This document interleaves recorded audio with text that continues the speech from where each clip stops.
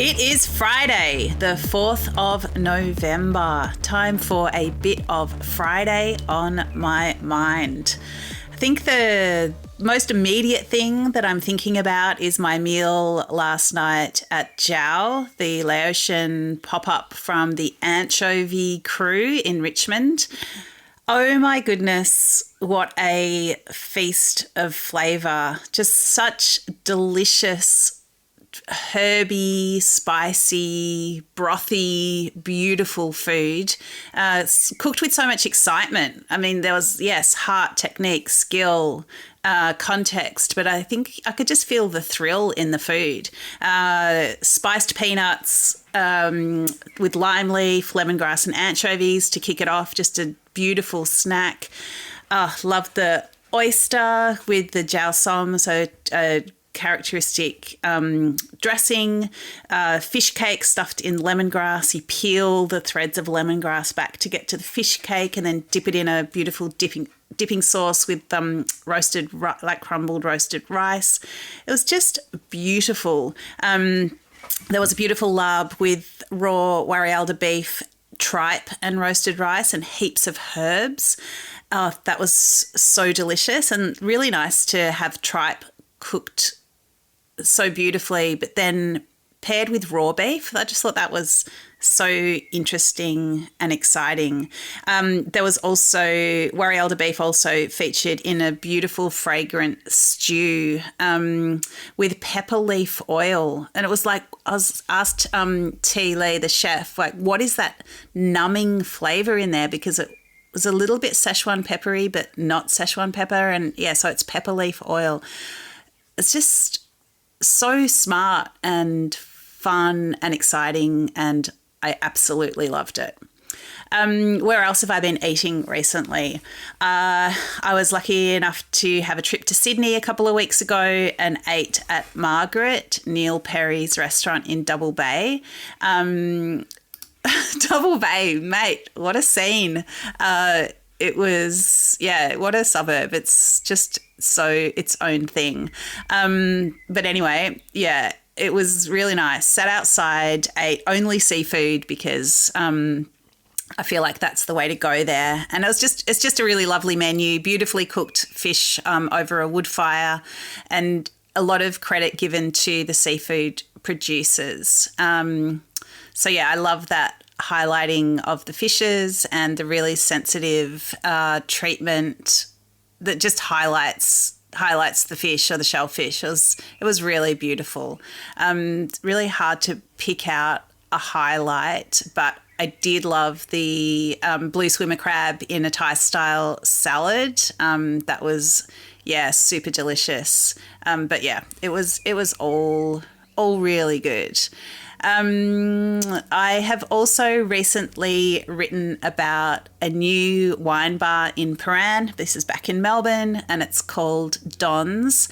Just a really cute, intimate, friendly space where I think it's definitely as much about the mood and the feeling and the sense of welcome as it is about the food and the wine list. It's very snacky, short, mostly natural wine list, the kind of wine that you want to have a taste and a bit of a conversation about before you land on a glass or a bottle. But yeah, I just really liked it. And I think if we want to talk about trends, do we? Maybe not. But anyway, focaccia is definitely a trend. So Don's does focaccia, Hope Street Radio. This is like loved for their focaccia. In fact, they just brought out a T-shirt that instantly sold out, but I would have bought one if it didn't. DILF is on it in big letters, and DILF stands for Dude, I Love Focaccia. I feel like Australia is falling back in love with focaccia, maybe because there's not a sun-dried tomato to be seen. What else? I also wrote recently about DooBoo, a Korean soup specialist restaurant that's out in Glen Waverley in the Glen Shopping Centre, which is a really fun food precinct. I think it's really nicely done. It's outdoor but mostly covered, and DooBoo is just sort of around the corner from the covered part, and they serve specialist tofu soup, and with some banchan, like some little pickles and stuff and kimchi. But one of the cute things about this soup is that it's also served with a pot of rice that is deliberately encrusted onto the base of the clay pot, and it comes with a kettle of hot water. So what you do is you just scoop out the rice and eat that, and then you pour hot water over the little rice crust, put the lid back on, and let that sort of think about life in its own juices, and then you eat it as a sort of really light congee to finish off your meal. It's delicious, like traditionally a winter dish, but who knows what the weather is. So I think any time of year is a good time for this beautiful soup.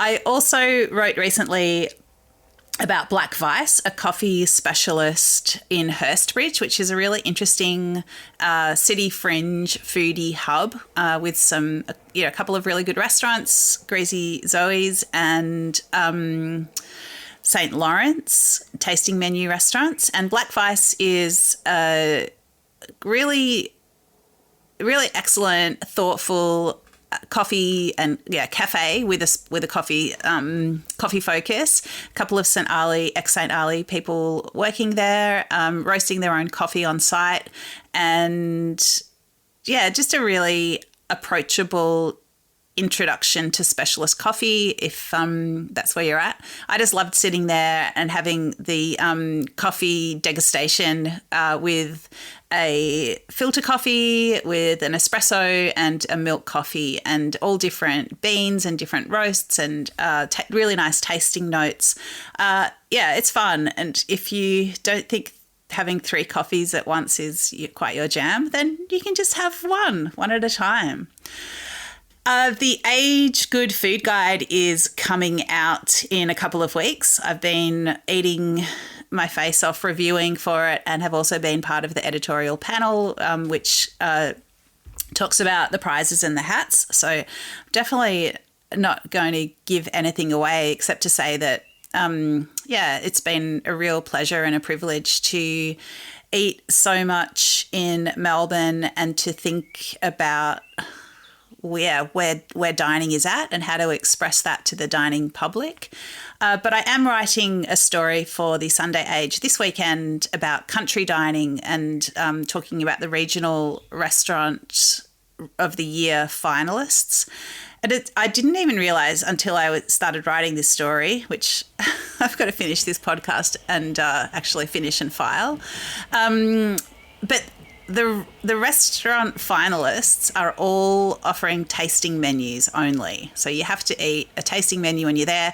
I think it speaks to a couple of things. Obviously, staffing. People are trying to reduce the variables, minimise food waste, and keep costs under control in an incredibly challenging staffing environment. So just, reducing the moving parts. But I think it does lead to a really interesting creative journey for diners. So I suppose, I'm always trying to look at the positives.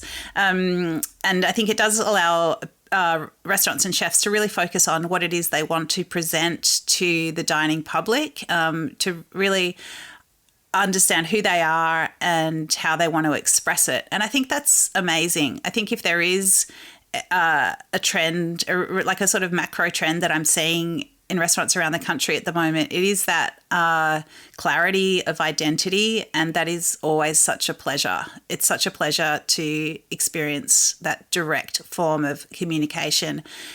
It can still be like reaching for something, like working towards something. It's not like it all means that everything feels resolved, but it's just it's another strand to the conversation that is possible via food, wine, and hospitality in a restaurant. And just another thing that keeps me always engaged and excited about eating out.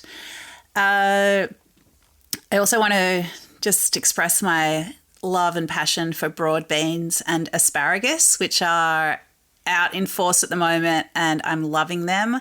I also can't stop thinking about the sprouting broccoli from Romaro Farm that I bought at Leaf and cooked up with a little bit of a beef stir fry, and but probably ate half the bunch of broccoli just as a snack, raw, because it was so good. So thank you to everybody who is growing beautiful vegetables for us at home and in restaurants at the moment. I really appreciate it. Finally, let's just shout out to a few of the books that I'm reading. I'm in conversation tonight with Matthew Evans, whose Real Food Companion has just been updated and re-released. And we're chatting at Readings in Hawthorne. You most likely, when you're listening to this, we've already done it. But I think his book, I think all Matthew Evans' writing is really interesting just in terms of thinking about food and soul and connection and health.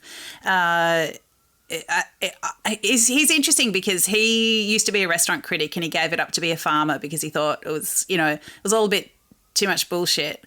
So I feel kind of judged by his whole life because I'm still a restaurant critic. But I also think he's so smart and I love the way he thinks about food. So yeah, I'm looking forward to being in conversation with him in the same room, but also as I continue to read his book and cook his dishes. I'm also reading, this is a little bit of a plug, I'm reading a book that I co-wrote. It's called Salamati, and the author and chef behind it is Hamed Aliari, who has been on the podcast like way back in the day. But yeah, we wrote this book together. It's out now in shops. It's really beautiful Persian food. A few dishes to look out for are the tomato street food omelette, the tachin, which is a baked rice dish that you upturn and it's got a beautiful crust on the base. It's so much fun to make and amazing to eat. One more dish, what about zaytun pavade, which is a really cool chunky dip with olives and walnuts and pomegranate molasses. It's awesome. Another book that I'm reading is The Telling Room. It's by an American writer, Michael Pataniti. The subtitle is A Tale of Love, Betrayal, Revenge, and the World's Greatest Piece of Cheese. It's so good. It's a nonfiction tale of a cheesemaker in Spain and the American writer who becomes obsessed with him. So well written, and I just love it. It's another world, and it's sad because the cheese that he's writing about is you can never get. It's not made anymore. That's the basis of the story. Well, it's not made by the original cheesemaker anyway. So yeah, I love reading about food. I love eating food. I love talking about food, and I better go and finish writing about food to file this story. Great to hang out with you. Thanks for listening to Dirty Linen. It's great to be with you. Have an ace weekend. Eat good things. This is Dirty Linen, and I'm Dani Valent. We air the issues that the hospitality industry finds hard to talk about, hearing from different people with unique perspectives. We want to hear from you as well. If you have something that needs to be said about a topic, get in touch so we can include your perspective. Contact us at dirtyLinen@deepintheweeds.com.au or hit us up on Insta at Dirty Linen Podcast. We can't wait to hear from you. This